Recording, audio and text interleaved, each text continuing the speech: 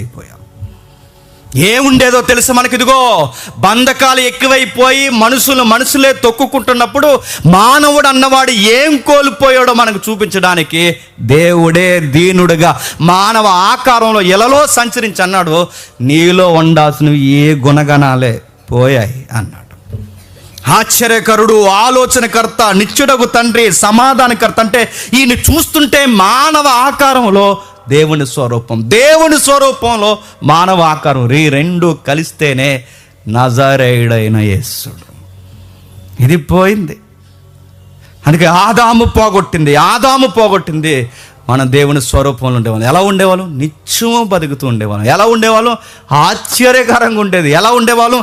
మనం ఆలోచన అంటే ఎవరు చెప్పకముందే ఏం జరిగిందో ఆలోచన కార్యాలు కలిగి ఉండేవాళ్ళం. ఇన్ని కార్యాలు మనకుండే. ఇప్పుడు పోయింది అదంతా.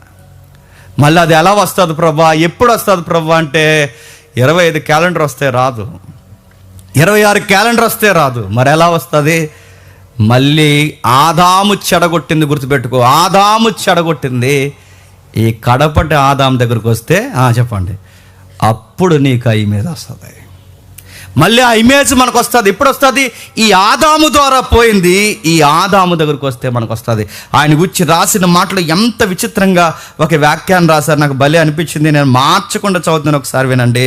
ఆయనకు ఒక పదం పెట్టారు, ఆశ్చర్యకరుడు. అవును, ఆయన ఎంత ఆశ్చర్యకరుడు అంటే స్వభావంలో ఆశ్చర్యకరుడు, గుణగణాల్లో ఆశ్చర్యకరుడు, కన్యక జన్మించడంలో ఆశ్చర్యకరుడు, ఈ భూమి మీద మచ్చలేని పవిత్ర జీవితంలో బ్రతికినందుకు ఆశ్చర్యకరుడు, పాపుల కోసం ఆయన మరణంలో ఆశ్చర్యకరుడు, ఆయన గుణంలో నుంచి సజీవంగా లేవడంలో, పరలోకానికి ఆరోహణ అవడంలో ఆశ్చర్యకరుడు. అన్ని విధాలుగా ఎప్పటికీ మానవుడు ఆకారంలో ఉన్న దేవుడు ఆశ్చర్యకరుడు.